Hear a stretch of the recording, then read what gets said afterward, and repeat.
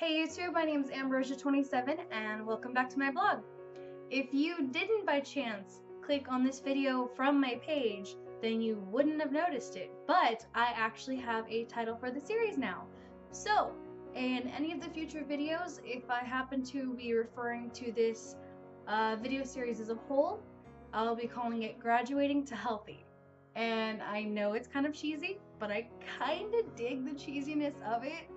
I mean, it's kind of playful. It definitely, tells you exactly what's happening here. And if you haven't seen the series in its entirety, I actually have it up on the very, very front of my page if you scroll down, and you'll see it set right there. So in terms of weight, I am back at almost what I was 2 videos ago.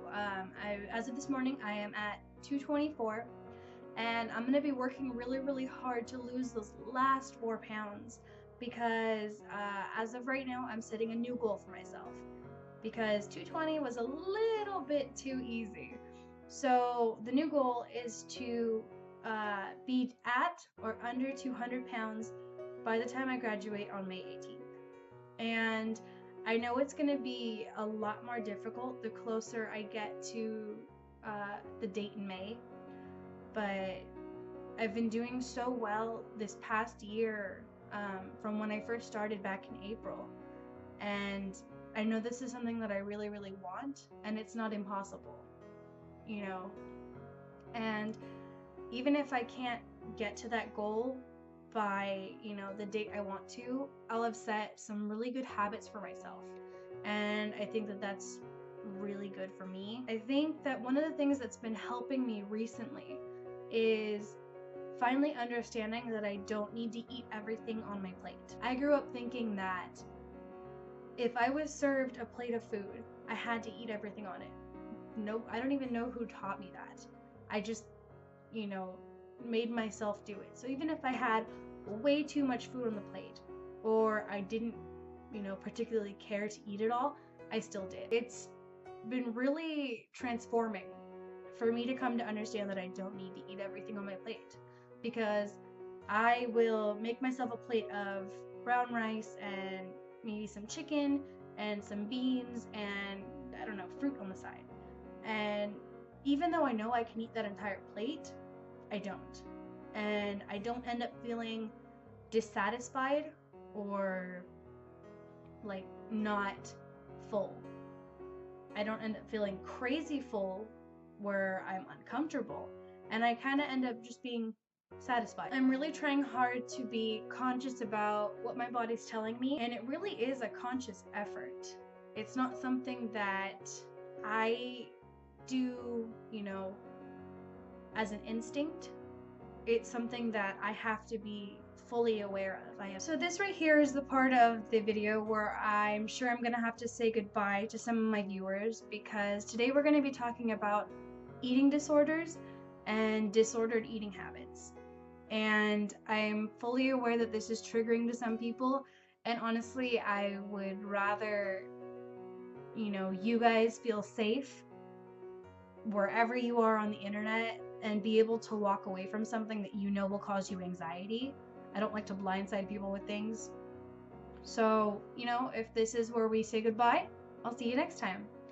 For those of you sticking around, however, we have quite a few really difficult things to talk about today. So I'm going to start off with detailing a little bit more about my current eating habits and how those have worked against me in the past. I have been using this app called Lose It for about 5 years now. And while it currently is probably one of the best things I've ever done for myself, in the past it has definitely been something to work against me. I started using this app back when I was I think a freshman in college, and I wasn't using it too seriously. I think I was just messing around with things on there, just trying to take steps to getting healthy. And like I said, I wasn't serious enough about it, so I don't think that I put too much effort into it.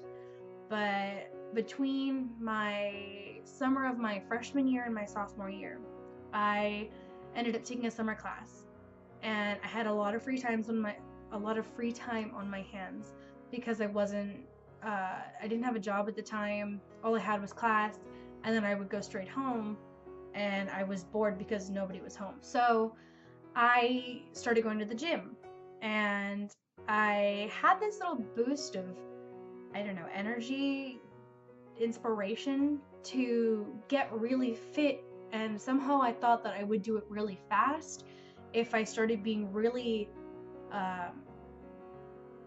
draconian with how I was counting my calories. So I would go, the class was, I think, a 5-hour class.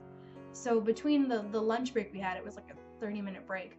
I would go across the street to this little health food shop. It's called Fresh and Easy. I don't know if they have those anywhere else besides the US. I know that they're closing down now because they were kind of expensive. But I would go there and I would get myself an iced tea with just honey. It might have been like maybe 80 calories. And then I would get myself a salad. And that would be maybe 200 calories. And that would be my lunch. And then afterwards I would go to the gym, which was also right across the street from my school. And I would go work out for 3 hours. And this doesn't exactly sound bad until I tell you that I was working out 4 days a week, 3 hours every single time, burning somewhere between 500 and 800 calories each time, and I was only eating 1,200 calories a day. Anybody who's good at math can tell you that burning that many calories and only consuming a small amount more, I was really only getting between 700 and 400 calories a day.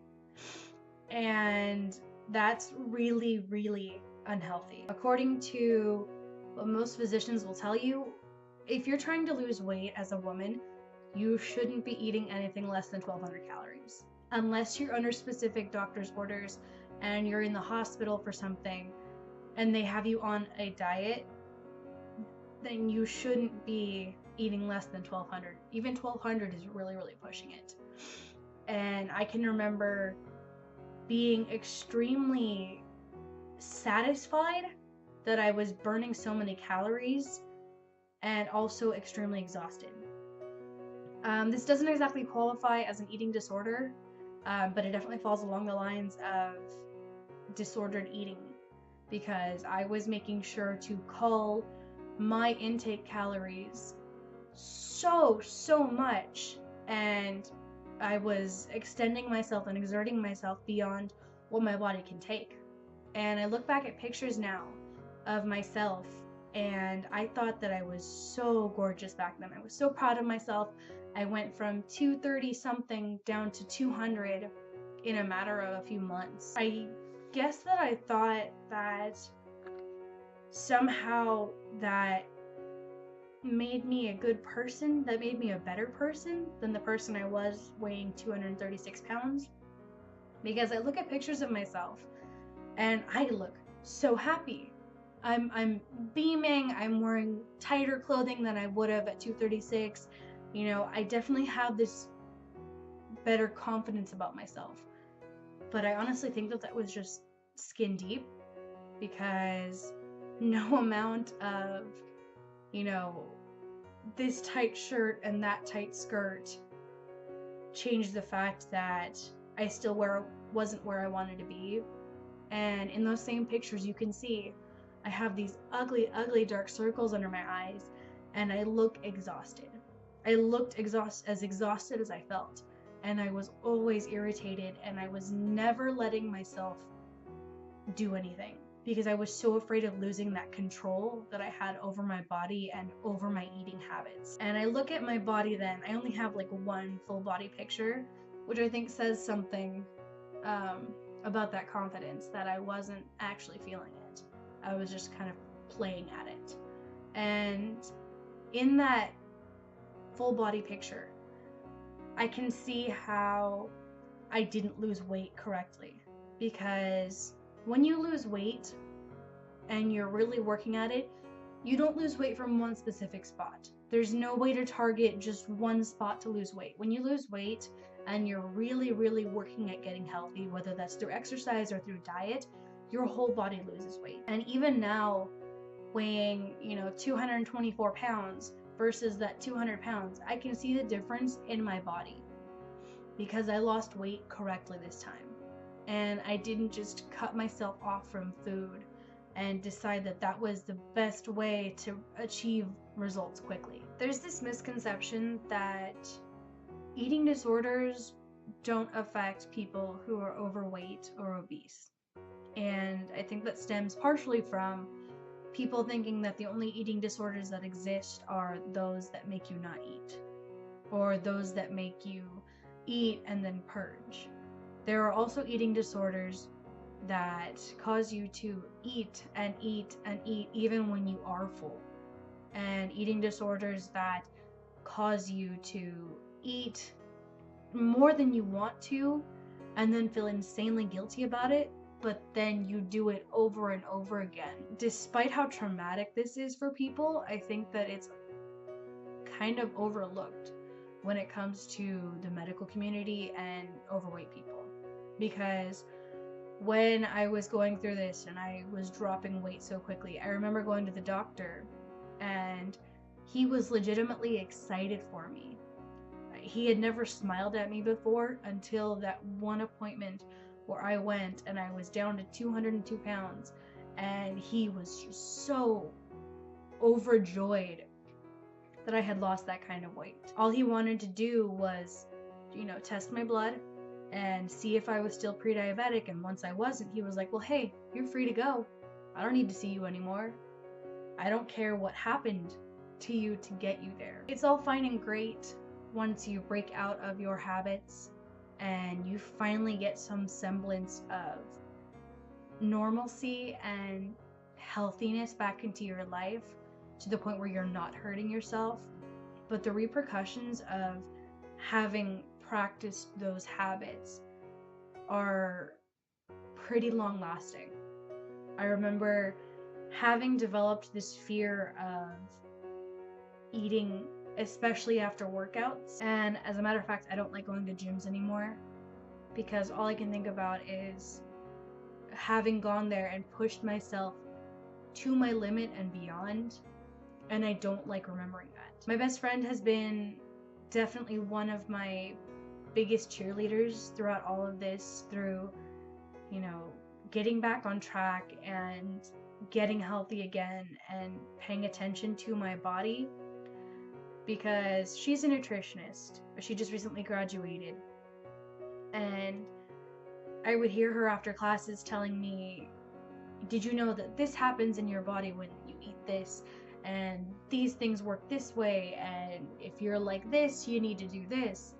And I remember back when I was first starting this, we had gone on a 4-mile walk and we had burned 500 calories.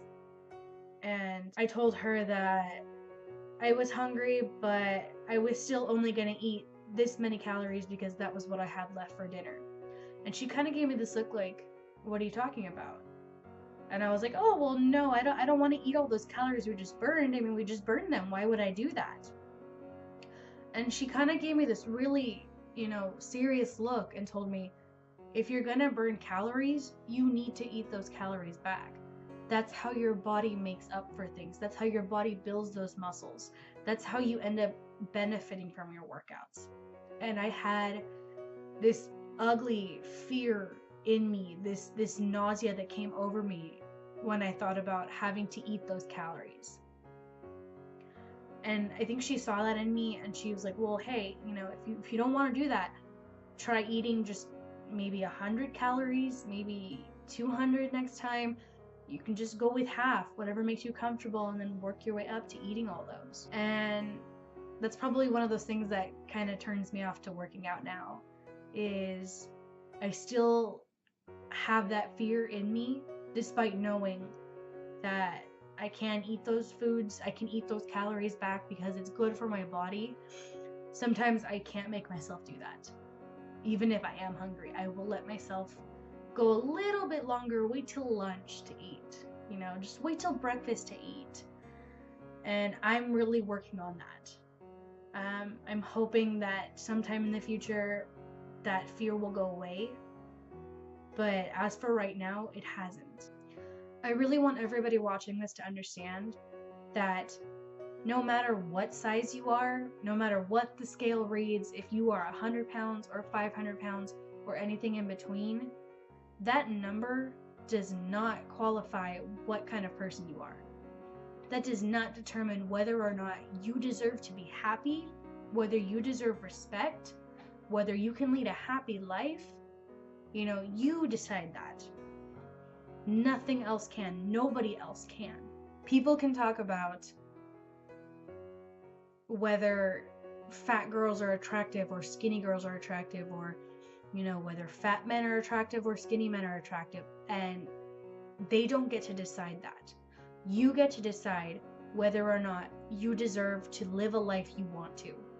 You are the only person who gets to tell yourself, I get to do this. I'm going to do that. I will be this kind of person because I chose to be. We are at the end of the video, and I know this ended on a much heavier note than my videos usually do, but I really need everybody out there to understand that you're good people. That your weight does not determine how good of a person you are. So get out there, go do what you're gonna do, follow whatever desire you have, and don't let your weight hold you back. I will see you guys next time. Thank you so much for watching.